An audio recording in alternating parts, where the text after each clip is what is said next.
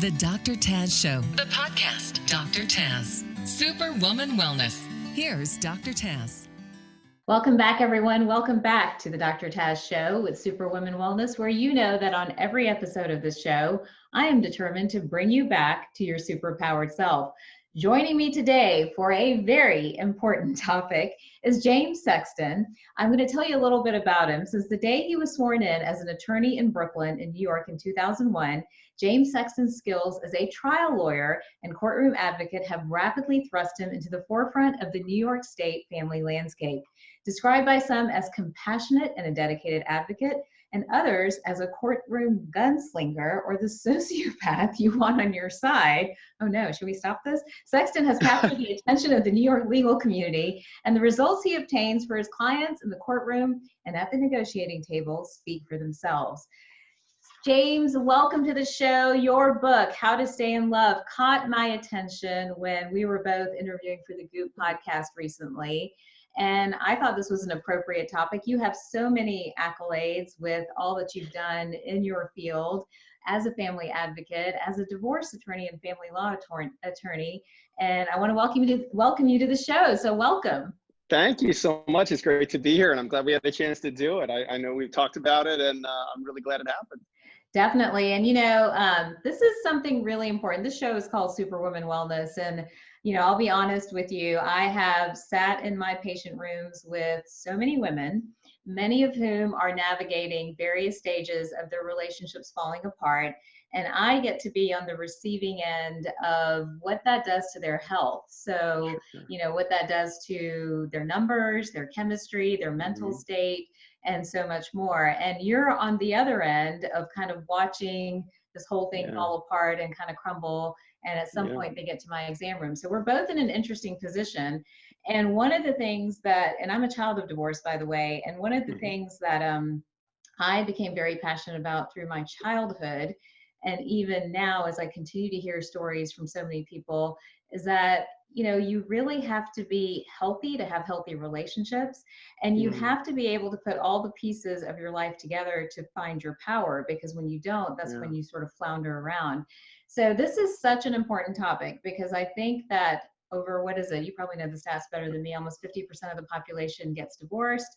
We have 53% of marriages end in divorce. Yeah. How much is it now? 53% of marriages end in divorce. And if you think about it, the goal of marriage is not to just not get divorced. I mean, the goal of marriage, in theory, is to, out of the 7.3 billion people in the world, find one that you enjoy being with for that specific kind of relationship. So if you think 53% actually divorce, let's be generous and say another 10% stay together for the kids or financial reasons. I'm sure it's more than that. Now we're talking about 73% of people participating in an activity.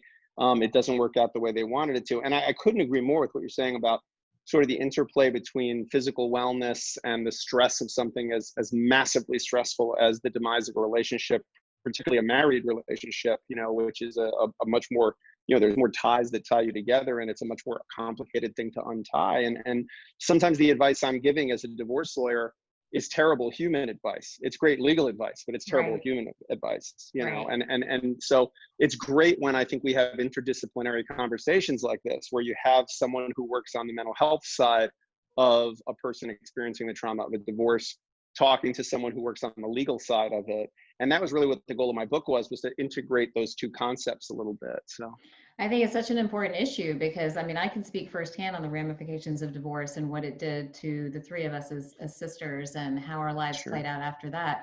But what is happening? So you grow up and you think you're going to find the person, and the wedding's a big deal and people spend tons of money on the wedding and all this happy, flowers and hearts and candles and all that other stuff. And you get down the road and things fall apart. So what do you think is happening? Has this always happened, but people were afraid to get divorced in the past?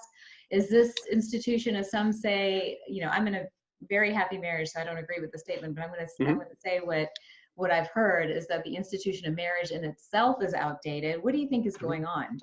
Yeah, so that's a great question. That's probably the most important one. I think in the field of divorce, and I would say a couple things. So I think the fact that your brain went right to the wedding and talked about how, you know, the wedding is this event and this incredibly special opportunity. And it really is. I mean, listen, even as a divorce lawyer for 20 years, I love weddings. I mean, Right. I get misty-eyed at them. And I always have this feeling of tremendous optimism and excitement of like, oh, it's going to work out. You know, like I love it. You know, I want it to work Right. out. And, you know, when we talk about the statistic of divorce, 53% of marriages ending in divorce, an equally interesting statistic is that 86% of people who divorce are remarried within 5 years. Wow. So that's people who've been through it already and they go lay another hand down, let's do it again. And that tells me something about how important this particular type of pair bond is, you know, that how much we want it, that we'll risk so much to have it. But I think, you know, your question really gets to the core of, you know, in this increasingly curated world we live in, where everyone's on their social media showing you how happy they are and how wonderful their life is, and the best pictures of them and the best moments of their life, you know, divorce is a tricky thing because you get married. No one ever gets married with the intention of getting divorced. So you can't pretend you meant to get divorced. It's a failure that you cannot deny if you get divorced. You can't say, oh yeah, we just meant to stay married for a few years. You meant to stay married forever. So at some point you lose the plot.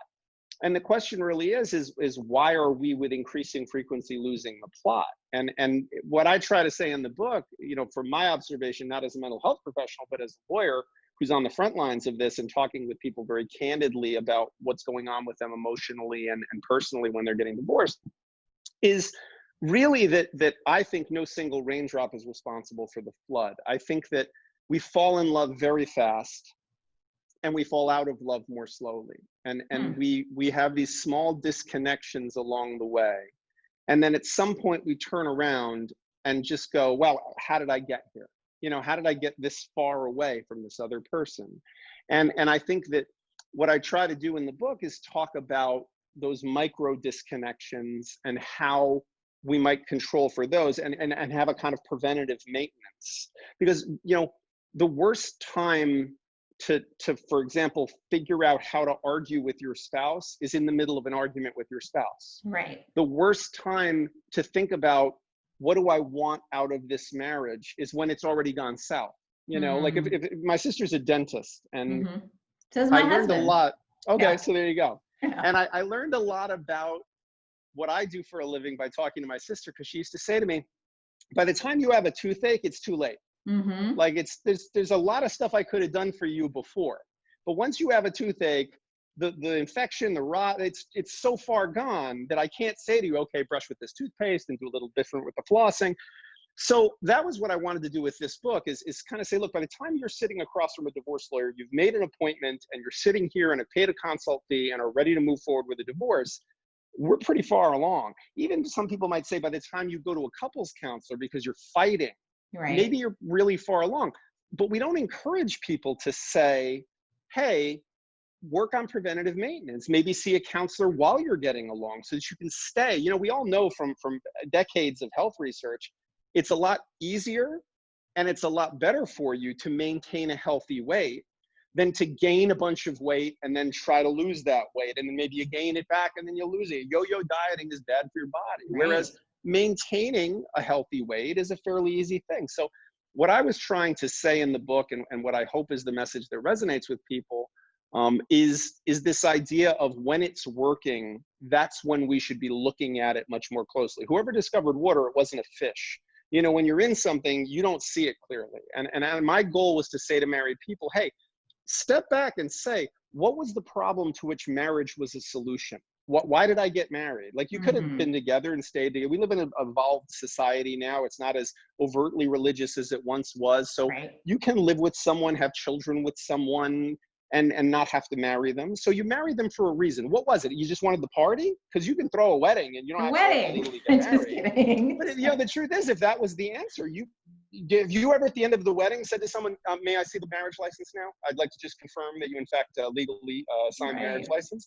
Because you can have all the weddings you want and not actually be legally married.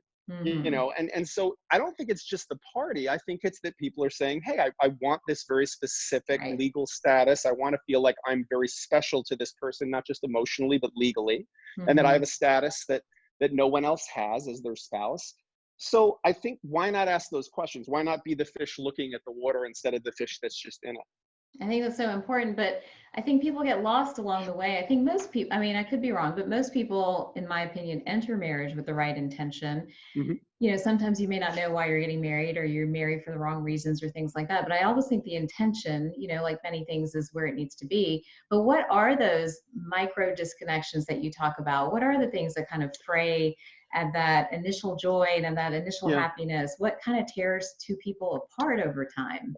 Yeah, I think there's a lot of them, and I try to go into a number of them in the book. But the ones that spring to mind for me as the most common offenders are usually well intentioned. I don't think anybody sets out to ruin their marriage. Right. Just like nobody sets out to become overweight. I think you make some choices, and the choices seem to make sense, and then you turn around and they have unintended consequences. So, for example, I think that from a personal standpoint, when you're married to someone and they're doing something, or they have a habit or a behavior that kind of rubs you the wrong way, it's very reasonable to say, well, why should I have to live with this for the rest of my life? Why should I not have a voice and be able to say to this person who's my partner, hey, I don't like that you're doing this, or I don't like this trait that you're displaying, or this behavior that you're engaging in.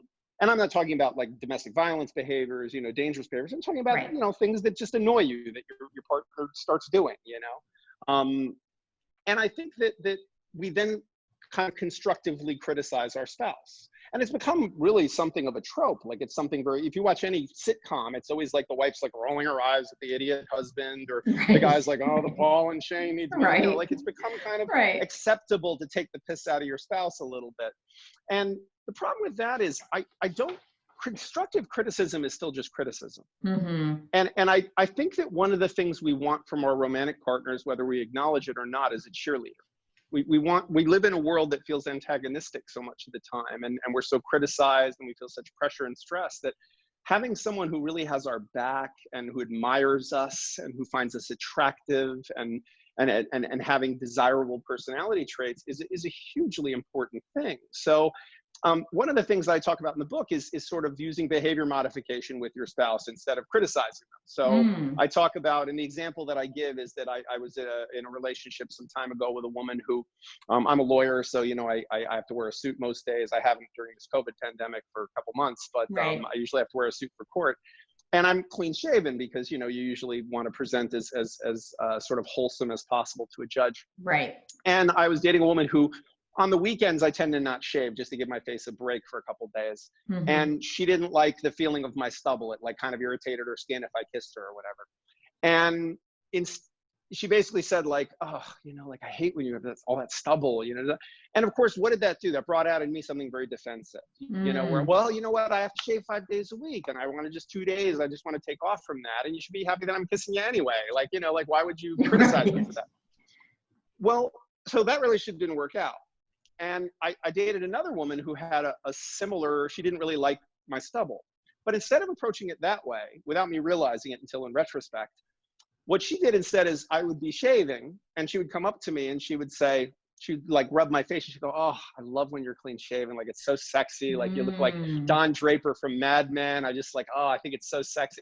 I would have shaved 5 times a day. I was like, oh, look at it. Watch me. I'll shave again. Look at this. You know, like, I couldn't have been happier. So what did she do? She did the same thing. She asserted to me what her preference was, and she was seeking for me to change my behavior.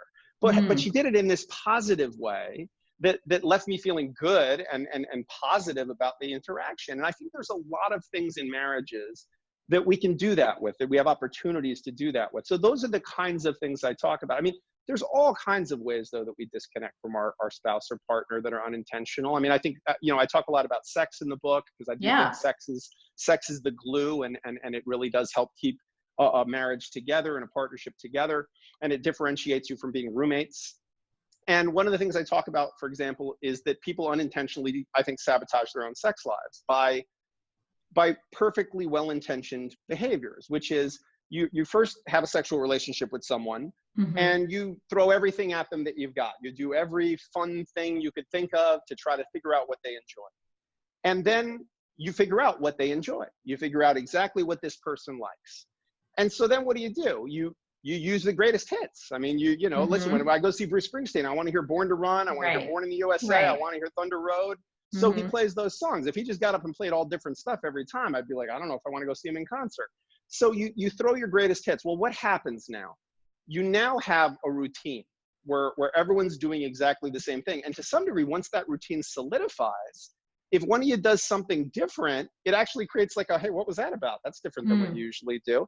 And so that's what then makes people start to feel like their sex life is in a rut or in a routine, because it's predictable and it's always the same. But again, with good intentions. Right. So one of the things I talk about in the book is how to communicate a little better with your partner. Because fundamentally, I think all problems in marriages stem from two problems. One, we don't know exactly what we want. And two, to the extent that we know, we don't know how to communicate it to our partner. And so I really try to talk about approaching both of those problems, which are separate but tied together problems, figuring out what you want, what you need, and then figuring out a way to convey that to your partner. So interesting, because I think when you think about marriage over the long span, we change, right? We evolve, we change, 100%. We want different things. I mean, I'm certainly not the same person that, you know, my husband married, but we've changed together. How, like, are there warning signs? Is there like a roadmap, so to speak, where people who aren't conscious of this, like they can like have a plan almost, like here's your action plan, just like I give somebody in the exam room, here's your action plan. These are the 5 things I want you to do. You know, in a marriage, are there like certain like things that we have to be doing maybe on a monthly basis, maybe on a quarterly basis, a yearly basis, to check in with that other person? Because what if we have done the work, we know what we want, we know who we are, but the other person's floundering and we are unable to communicate, and instead something destructive happens, you know? And I do want to get back to sex, because that's something I see in the exam room all the time, where women are checked out, and they're checked out for different reasons. And I'm curious what your perspective on that is. But anyhow, the first one of just like what do you do with that? Well, person? I think it's a great question. And I think that it would be great, wouldn't it, if there was just a roadmap that we could hand people? Just like if I came to you and I said, can you give me a roadmap for my health? And you go, here's all the things you have to do. Thanks. See you later. But the truth is a good relationship with a physician or a good relationship with a mental health professional is usually a invitation to a way of communicating and checking in, right? So maybe that first visit, like I go see my physician once a year for my comprehensive physical, and then we lay out a plan. And then we have periodic meetings to check in. Okay, where did you meet? Where did you hit it? Where did you not? What new issues, if any, have come up? What's changed the game now in terms of what we should and shouldn't be doing? So I think it's more important to talk, to create techniques. Like I always say, have a conversation about how to have the conversation.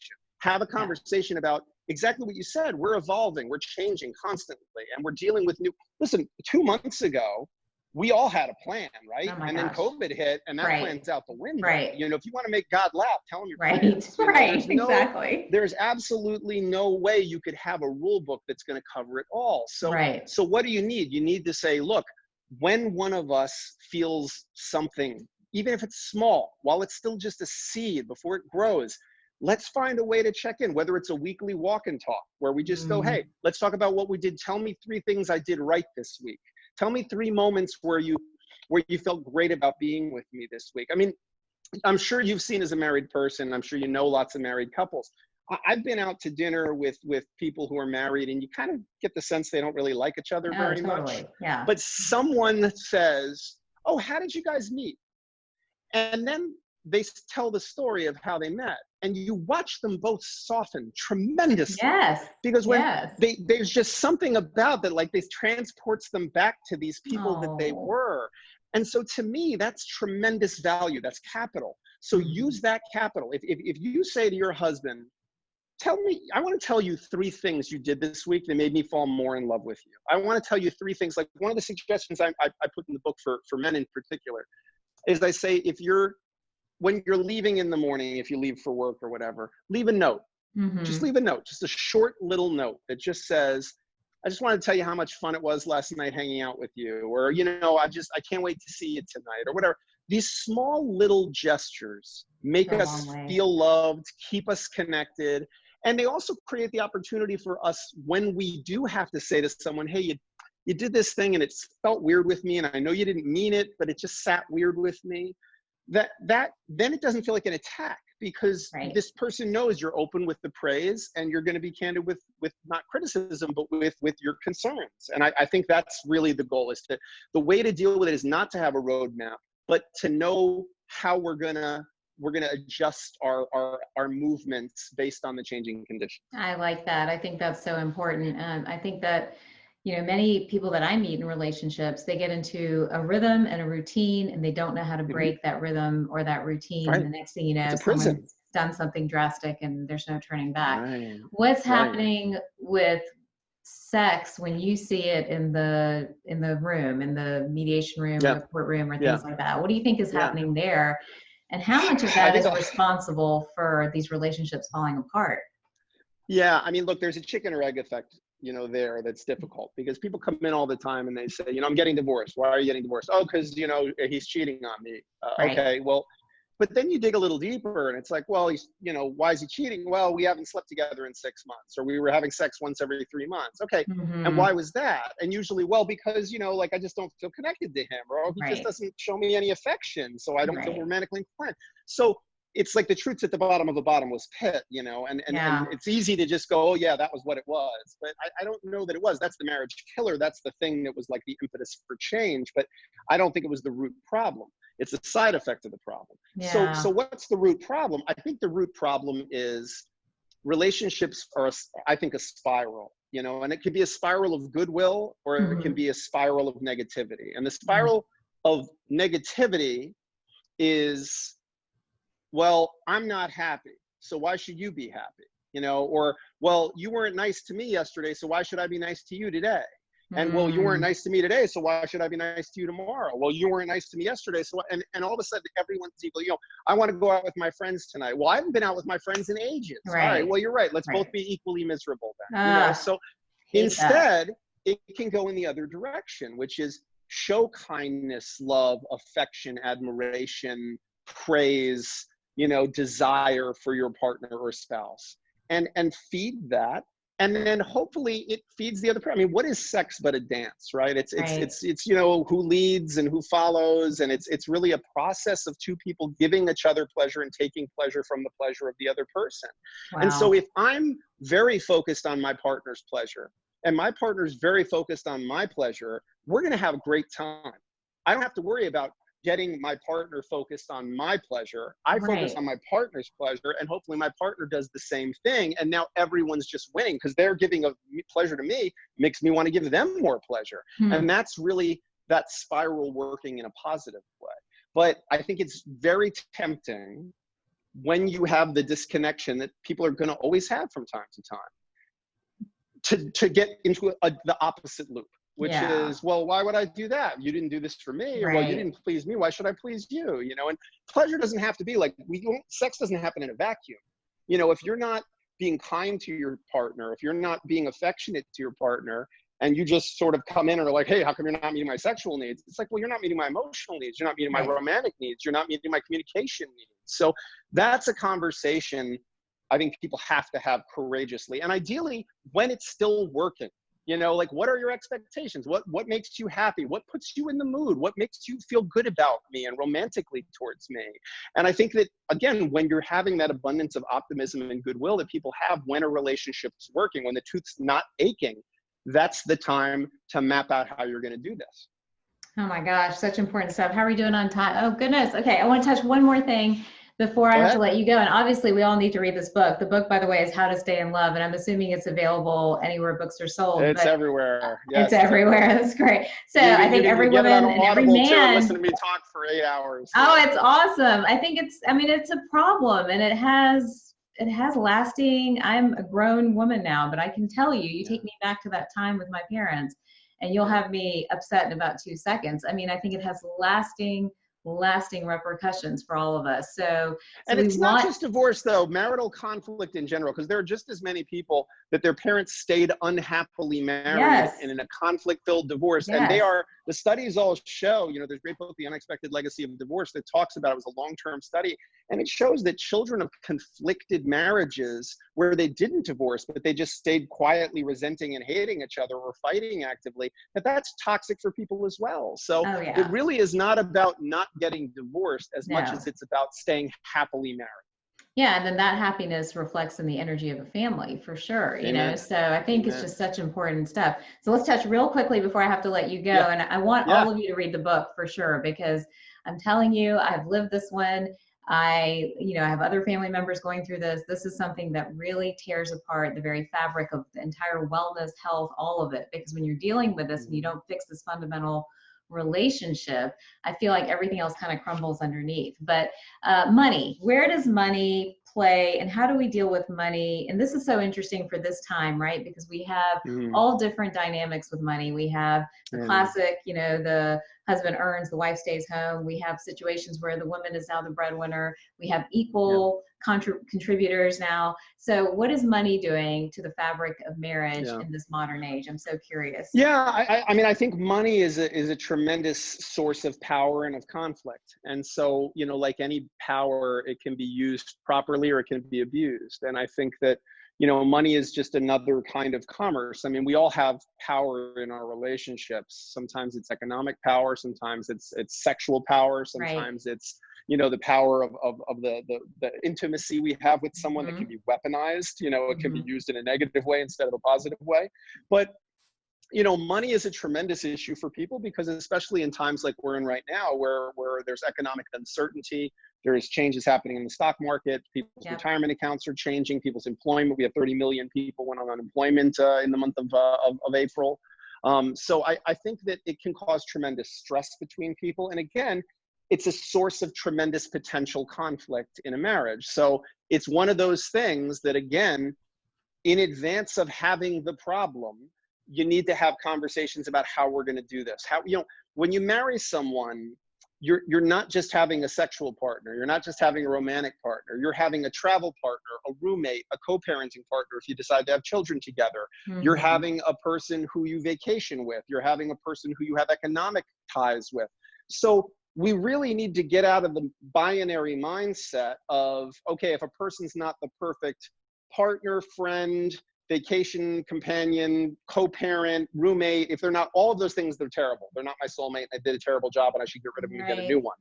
I think we have to look at it and say, okay, all of these spheres are going to be important. And it's become very out of vogue to say that you should marry someone who knows how to cook, but the truth is you're going to eat with your spouse probably as often as you're going to have sex with them, if not more often. And probably you'll still be eating regularly with them when you're in your 70s and 80s, but maybe not having sex with them as often. So it's probably not dumb to look at your spouse, because the things that make a good boyfriend or girlfriend might not be the same things that make a good life partner, a person you marry. So I would say economic habits is a huge piece of that. A lot of times people do not kind of properly broach those subjects before they're married. And if you have someone who's a spending person, who's comfortable with the debt structure, and you have someone else who's very conservative about money and afraid of debt, that could be a really toxic combination. And again, that starts that spiral we talked about, where you make me feel unsafe financially, so I'm not going to feel romantically about you. Now you're going to feel unsatisfied sexually, so what do? Maybe you go and act out by buying new things. Now the problem got worse because now we're in worse debt. So we've got this vicious cycle that could have been prevented if we were just a little bit more mindful of where are our hot buttons, where are our strengths and weaknesses, where are our partners, and how do we communicate about it.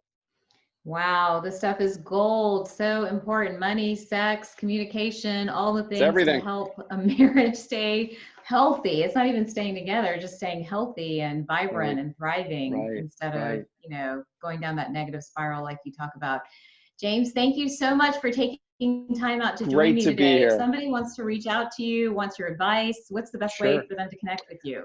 Our website is NYC, like New York City, NYC Divorces, plural, DIVORCES.com, or you can find me on Instagram at NYC Divorce Lawyer. All right. Well, thank you very much for joining us today, and for everybody else. Great to see you. Yes, stay safe, stay healthy. We'll have to connect again. I had like 50 more questions that we didn't get Anytime. to. Anyhow, for everyone else, thank you for watching this episode of Superwoman Wellness. Remember that we are on Spotify as well. And if you enjoyed this episode, please rate and review it and share it with your friends. I will see you guys next time.